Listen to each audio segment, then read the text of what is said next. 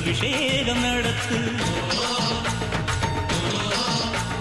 காட்டு வீரங்கெல்லாம் கொடுத்தா தாம் மதிப்பு, பணக்காவி தூரவி எல்லாம் மெலிஞ்சா தாம் மதிப்பு, பணம் கொஞ்சம் இருந்தாலும் கொடுத்தா தாம் மதிப்பு, நீ மகன் என்றால் உன் தாயை மதிச்சா தாம் மதிப்பு.